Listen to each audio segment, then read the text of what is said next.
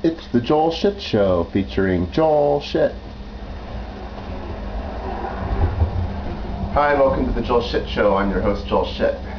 So last night I played poker, and I haven't been in the card tournament at that house in a long time, but the top 10 make the free roll at the end of the year, and I'd fallen to 8th, and I figured I better pick some points up before I go to Las Vegas next week, because obviously I'm not going to be able to get any points while I'm there. So there were 18 people, there were many points to be had, and I came in 9th, so I got 10 points. Now, the person in 11th is the one I'm most concerned with, because he's the closest person to me that could knock me out of the top 10. I was 20 points ahead of him coming into the tournament last night, so I still got a sizable lead. Well, he was still in the tournament when I left, so he's definitely going to gain ground on me. But even if he wins the tournament, which is unlikely, he's only going to gain 9 points on me. 8 points on me, so I'd still be up by 12. So regardless, I'll be up by at least 12 points. So it's still a good thing that I went.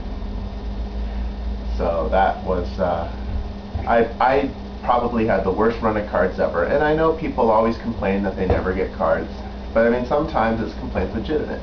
I mean, statistically, you are going to have times where you don't get any good cards. So I was in the tournament for about 3 hours, so conservatively, I probably played 100 hands. If I was dealt 100 hands, I was probably dealt closer to 120. I got one pocket pair, fours, and then my best ace was a suited ace-jack. And when you get hands like that, there's not much you can do. The hand that knocked me out, I was in the big blind. Blinds were 500 and 1,000, and I had about 6,000 chips left.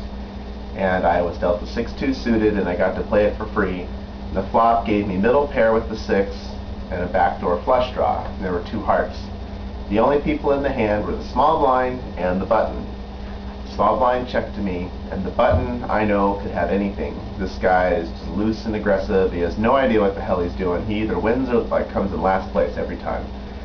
And he had knocked out someone early by calling someone with the flush draw and hitting his flush. And I said, you know what? I bet he's got a flush draw with the 2 hearts on board.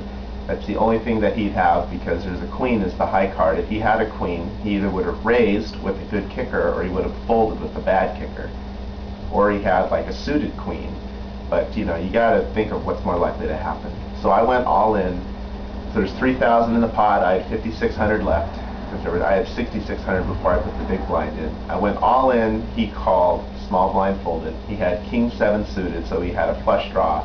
He didn't hit his flush draw, but he got a king on the turn, and his pair of kings beat my pair of 6s. So that's just the way it worked out. That's all the time we have for today. Visit us on the web.